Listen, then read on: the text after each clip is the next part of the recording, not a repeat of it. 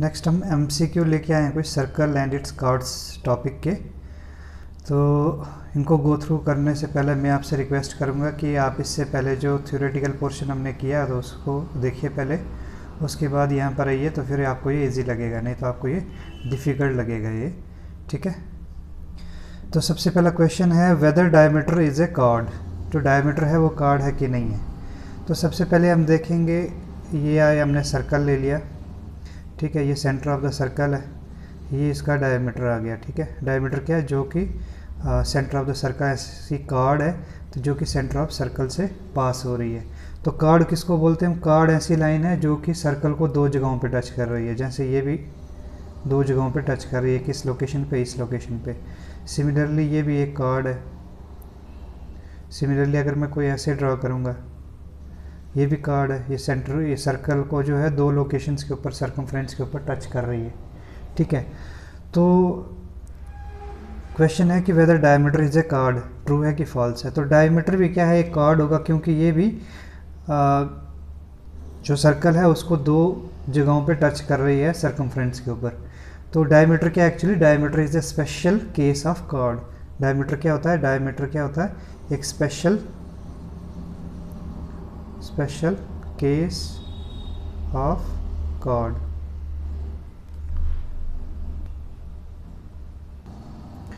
तो डायमीटर क्या आ गया हमारे पास, वो है स्पेशल केस ऑफ कार्ड। तो ये ट्रू है इसका आंसर। इसका आंसर क्या है, true. Second, whether radius is a chord. इसी फिगर में चलेंगे। रेडियस क्या होता है, रेडियस जो है, एक और ड्रॉ कर लेते हैं। जैसे ये सर्कल है तो रेडियस का होता है जो सेंटर से एक लाइन जो हम सर्कमफ्रेंस के ऊपर बनाते हैं, ये भी रेडियस आर मान लो, तो ये भी रेडियस होगा आर, ये भी आर होगा। ठीक है, ये भी आर होगा। अब रेडियस डेफिनेशन क्या बोलती है कि सेंटर ऑफ सर्कल से लेकर सर्कमफ्रेंस तक जो एक लाइन जा रही है उसको क्या बोलते हैं, रेडियस। लेकिन कार्ड की डेफिनेशन, कार्ड बोलता है कि जो कार्ड है उसको क्या करना चाहिए, दो जगहों पे टच करना चाहिए सर्कमफ्रेंस के ऊपर सर्कल को। ठीक है, तो ये जैसे ये कार्ड है, ये दो जगहों पे टच कर रही है। ठीक है, लेकिन कार्ड जो है वो एक ही जगह पे, ये सॉरी रेडियस जो है एक ही जगह पे सर्कमफ्रेंस को जो है टच कर रहा है। तो इसीलिए जो रेडियस है वो कार्ड नहीं है। ठीक है, ये कार्ड नहीं है, क्योंकि सिर्फ ये एक, जैसे ये रेडियस हमने लिया है तो एक ही जगह पे टच कर रहा है। इस साइड अगर ये करता तो ये बन जाएगा डायमीटर, अगर इस साइड इसको हम एक्सटेंड करेंगे तो ये डायमीटर बन जाएगा। लेकिन अब बात कर रहे हैं रेडियस की, रेडियस सिर्फ जो एक पॉइंट के ऊपर इसको टच कर रहा था, इसीलिए वो कार्ड नहीं है। अच्छा, ये हमारे पास फिगर एक गिवन है। इस फिगर में हमें बताना है कि एंगल BAC क्या है। BAC यानी ये वाला एंगल हमें डिटरमाइन करना है, ये एंगल कितना है ये हमें डिटरमाइन करना है। अब हमारे पास क्या है कि ये वाला एंगल दिया है, BEC जो है वो गिवन है 130 डिग्री, और एंगल DE और C ये दिया है 20 डिग्री। तो हम इससे इस एंगल को कैसे डिटरमाइन कर सकते हैं? तो इसके लिए हमें याद करना चाहिए कि अगर आपने अच्छे से पढ़े हैं कार्ड्स की प्रॉपर्टीज़, तो उसमें क्या था, एक हमने कंसेप्ट देखा था माइनर सेगमेंट और मेजर सेगमेंट। मैं एक बार फिर से उसको रिपीट कर देता हूँ, माइनर सेगमेंट और मेजर सेगमेंट। जैसे ये कार्ड है, ठीक है, तो ये इसका पोर्शन, इसको क्या बोलते हैं, ये पोर्शन आ गया इसका मेजर सेगमेंट। इसको क्या बोल दिया हमने, मेजर सेगमेंट। ये आ गया मेजर सेगमेंट। मेजर इसलिए बोल दिया क्योंकि एरिया इससे ज़्यादा है, तो इसको बोल दिया हमने माइनर सेगमेंट। ठीक है, अब इसकी क्या प्रॉपर्टी थी मेजर सेगमेंट और माइनर सेगमेंट की? इसकी प्रॉपर्टी ये थी कि, जैसे ये दोबारा से ड्रॉ करता हूँ मैं, जैसे ये ड्रॉ कर दिया मैं, मेजर सेगमेंट में अगर कोई भी एंगल ले रहा हूँ, जैसे मान लो ये मैं एक ट्रायंगल ड्रॉ किया, ये एक और ट्रायंगल ड्रॉ किया, ये एक और ट्रायंगल ड्रॉ किया, जो कि इधर से जैसे A पॉइंट से शुरू हो रहा है, B पॉइंट तक जा रहा है। ठीक है, और डिफरेंट एंगल्स इसके ऊपर बन रहे हैं। ठीक है, एक यहाँ तक ले लिया। ठीक है, तो प्रॉपर्टी क्या थी कि मेजर सेगमेंट हो या माइनर सेगमेंट हो, ये एंगल हमेशा बराबर रहेंगे। ये वाले एंगल जो हैं, अगर ये एंगल P है, ये एंगल Q है, ये एंगल R है, ये एंगल S है, तो एंगल P जो है एंगल Q के बराबर होगा, एंगल Q जो angle R equal to angle S, यानी सारे के सारे एंगल जो हैं बराबर होंगे। ये किसकी है, मेजर सेगमेंट में। सिमिलरली माइनर सेगमेंट में भी अगर मैं कोई ट्रायंगल ड्रा करूँ ऐसे, तो ये वाला एंगल, अगर ये ड्रा करूँ ये वाला एंगल, तो ये वाला एंगल, ये सारे जो एंगल हैं वो इसको 1 2 3 अगर मैं बोलूँ तो 1 = 2 = 3 होंगे, सारे एंगल जो है बराबर रहते हैं। वही प्रॉपर्टी को हम यूज़ करेंगे इसको निकालने में, ठीक है। इसका मतलब होगा कि जो एंगल डी अगर हम निकाल पाएंगे तो एंगल डी जो है वो किसके बराबर होगा, एंगल ए के। तो वही हमारा आंसर आ जाएगा कि एंगल बी ए सी कितना है वो। इसमें हमारे पास दिया है, देखो ये दिया है 130 डिग्री, कौन सा दिया है, एंगल बी ई सी दिया है 130 डिग्री। 130 डिग्री दिया है तो ये लाइन है पूरी बी ई डी, तो इधर से इधर तक एंगल कितना होता है, अगर ये इधर से इधर तक एंगल जाएगा, इधर से इधर तक ये कितना होता है एंगल का, ये होता है 180 डिग्री। यहाँ तक है ये है 130, तो इधर कितना बच जाएगा, इधर बच जाएगा 50, तो ये कितना आ जाएगा, ये आ जाएगा 50, ठीक है। इस 50 क्यों आया, पता लग गया आपको कि नहीं पता लगा, क्योंकि ये एक क्या है, लाइन है, लाइन जैसे ये लाइन है, ये लाइन जो है कितना एंगल बनाती है यहाँ पे, ये बनता है 180 का, और इसको फर्दर इधर लेके जाएंगे तो बनता है 360, यानी एक पूरा सर्कल बन जाता है। तो लाइन कितना एंगल बनाती है, ये बनाती है 180 का। तो 130 तो हमारे पास था, तो बाकी बच गया, तो 50 वो हमने ले लिया। अब इस ट्रायंगल में 50 भी आ गया हमारे पास, 20 भी आ गया है, ये एंगल बच गया है, तो इसको कैसे निकालेंगे, हमें पता है कि sum of angles of a triangle कितना होना चाहिए, वो होना चाहिए 180 डिग्री, ठीक है। अब ये 50 ये है और 20 ये, तो ये कितना हो गया, 50 और 20 कितना हो गया, 50 और 20 हो गया हमारे पास 70, ठीक है। ये इधर इसको ले लेते हैं ट्रायंगल, इन ट्रायंगल किसमें, अब ई डी सी के अंदर, ई डी सी क्या होगा, angle E plus angle C plus angle D जो है किसके बराबर होगा, ये होगा 180 डिग्री के ऊपर, क्योंकि sum of the angles of a triangle are always equal to 180 degree. Angle E हमारे पास कितना आया, 50 डिग्री, और 50 डिग्री क्यों आया है ये मैंने बता दिया आपको कि ये टोटल होगा 180 डिग्री, 130 तो इधर आ गया, तो जो बच गया वो आ गया 50 डिग्री, तो ये आ गया। इसको 50 और 130 को ऐड करें तो 180 आएगा, 5 3 8 तो आ गया। अब क्या करेंगे, एंगल सी कितना है, एंगल सी हमारे पास है 20 प्लस एंगल डी जो है 180 डिग्री, ठीक है। तो एंगल डी कितना आ जाएगा, एंगल डी आ जाएगा 180, ये साइड चला जाएगा माइनस 20, 50 और 20 कितना हो गया 70, तो माइनस 70 आ जाएगा ये, तो 180 माइनस 70 कितना हो गया, ये आएगा 110।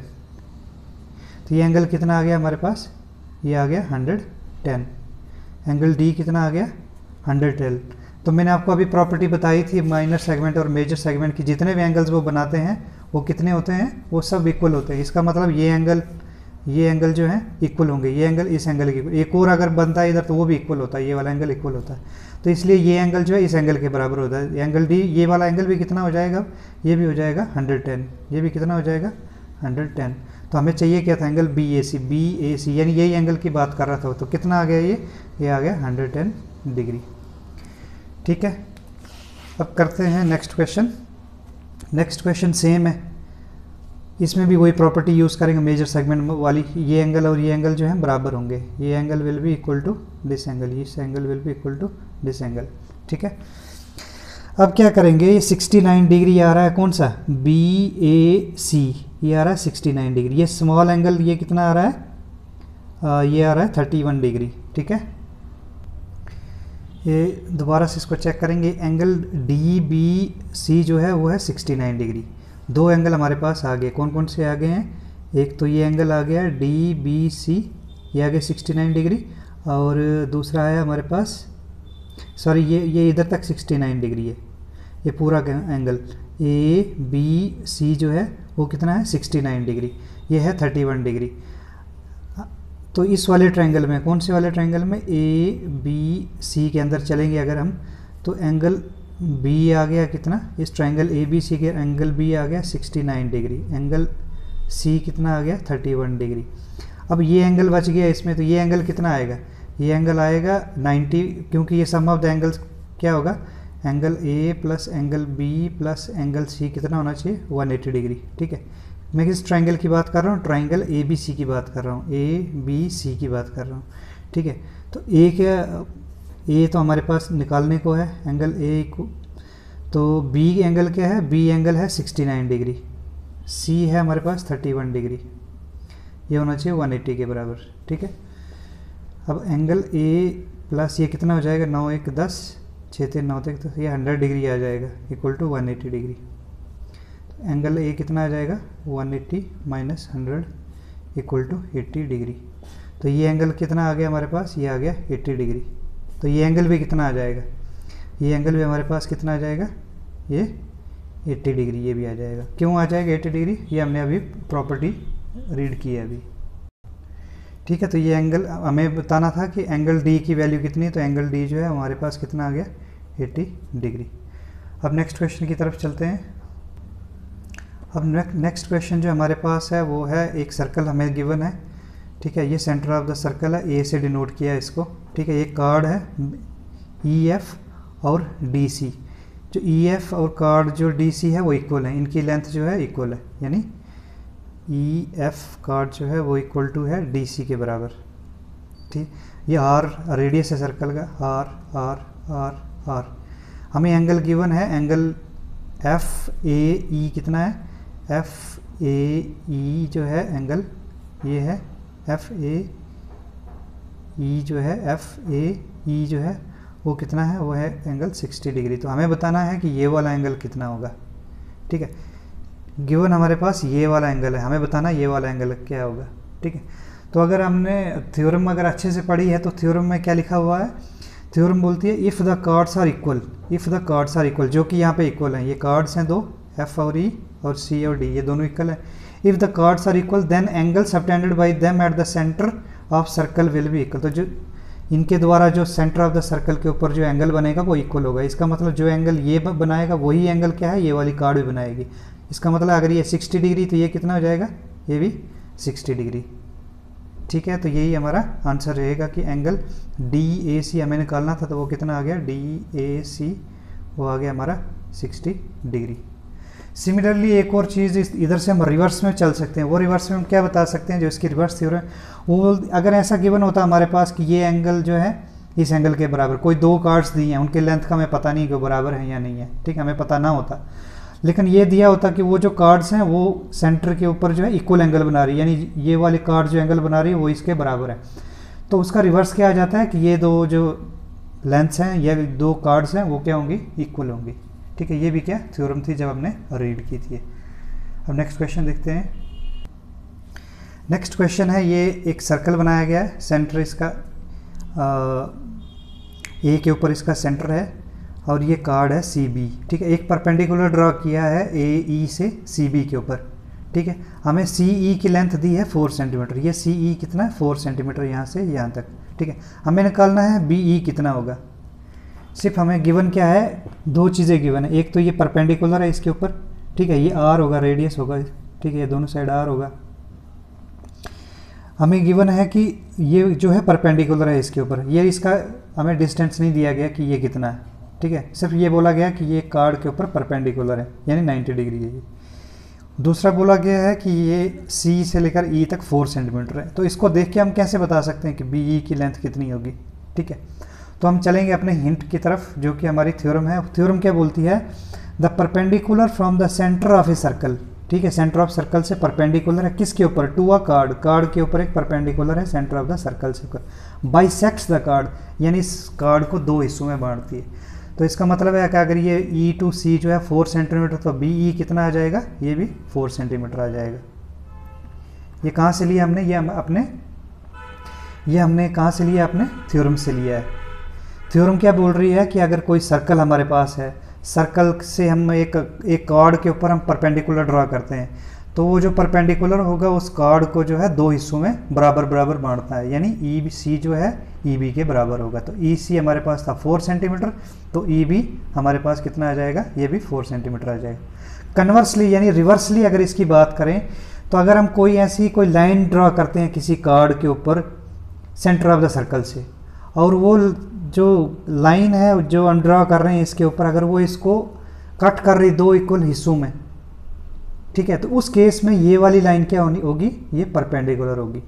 मैं दोबारा रिपीट कर रहा हूँ, हमने अभी क्या रीड किया, अभी हमने रीड किया कि जब हम एक सेंटर ऑफ द सर्कल से एक कार्ड के ऊपर परपेंडिकुलर लेते हैं, तो वो परपेंडिकुलर जो है इस कार्ड को दो हिस्सों में बांट लेता है।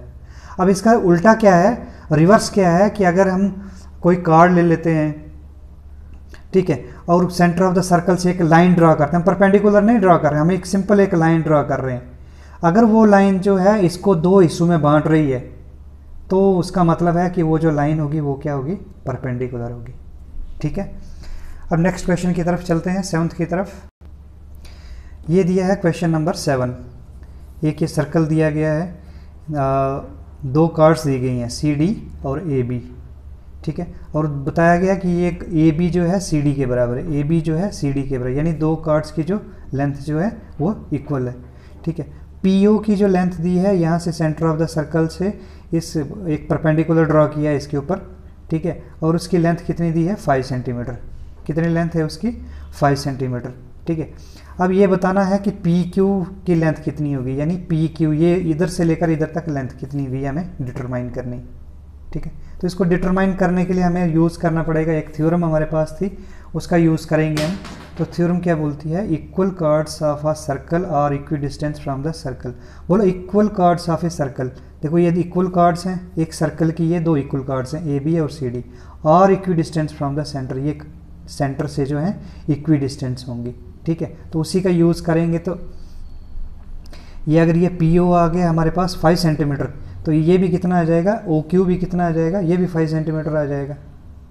ठीक है, इस थ्योरम का यूज़ करके PO अगर 5 सेंटीमीटर आ गया है तो OQ भी कितना आ जाएगा, 5 सेंटीमीटर। ठीक है, हमें पूछा गया PQ, यानी इधर से लेकर इधर तक क्या डिस्टेंस है, तो 5 ये और 5 ये कितना हो जाएगा, 5 + 5 = 10 सेंटीमीटर आ जाएगा ये। ठीक है, अब चलते हैं नेक्स्ट क्वेश्चन की तरफ। ये एक सर्कल दिया गया है। ठीक है, ये सेंटर ऑफ द सर्कल है पॉइंट O के ऊपर, इसके ऊपर दो कार्ड्स हैं जो कि एक दूसरे को कट कर रहे हैं पॉइंट E के ऊपर। ठीक है, अब क्या है कि E से C तक डिस्टेंस दिया हमारे पास 5 सेंटीमीटर, E से D तक डिस्टेंस दिया है 6 सेंटीमीटर, और E से A तक डिस्टेंस है 3 सेंटीमीटर। हमें डिटरमाइन करना है कि BE जो है, BE का जो डिस्टेंस है वो क्या है। ठीक है, तो डिटरमाइन कैसे करेंगे हम, तो हम चलेंगे अपने थ्योरम की तरफ। थ्योरम क्या बोल रही है, if two cards of a circle intersect, ठीक है, दो कार्ड्स ऑफ से सर्कल है, सर्कल की दो कार्ड्स इंटरसेक्ट कर रहे हैं एक पॉइंट के ऊपर E के ऊपर, then the product of the length of the segments are equal. तो यानी उस केस में क्या हो जाएगा, CE × ED = AE × EB। ठीक है, उस केस में क्या हो जाएगा, अगर एक सर्कल हमारे पास है और दो उसके अंदर कार्ड्स हैं और को कार्ड्स जो एक लोकेशन पे एक दूसरे को कट कर रही हैं, तो जो उनका प्रोडक्ट्स है उनके जहाँ पे वो कट कर रही हैं तो वो किसके बराबर हो, एक दूसरे के बराबर होगा। यानी CE × ED, ED किसके बराबर होगा, AE × EB, AE × EB। ठीक है, इसी प्रॉपर्टी को यूज़ करेंगे हम। तो क्या बोल रहा है थ्योरम, क्या बोलती है, तो क्या हो जाएगा, CE × ED किसके बराबर हो जाएगा, AE × EB के बराबर, EB। ठीक है, अब हमें चाहिए कि हमें निकालना है EB की, हमारे पास गिवन है, बाकी हमारे पास गिवन है। तो EB क्या आ जाएगा हमारे, EB आ जाएगा हमारे पास CE × ED / AE। ठीक है, CE × AD / AE करेंगे तो EB आ जाएगा हमारे पास। ठीक है, तो EB आ जाएगा। वैल्यू पुट करेंगे, अगर हम वैल्यू पुट करेंगे तो CE की क्या वैल्यू है, CE की वैल्यू है 5 सेंटीमीटर, ये 5, ED की है, ED है 6 सेंटीमीटर। ठीक है, और AE की वैल्यू कितनी है, 3 सेंटीमीटर। ठीक है, तो क्या डिवाइड करेंगे इसको, तो 3 × 1 = 3, 3 × 2 = 6, तो 5 × 2 = ये आ गया 10 सेंटीमीटर। तो BE कितना आ गया हमारे पास, 10 सेंटीमीटर। तो ये थे कुछ MCQ कार्ड्स एंड सर्कल के बारे में। ठीक है, कुछ क्वेरी हो तो काइंडली जो कमेंट सेक्शन है उसमें मेंशन कीजिए। Thank you.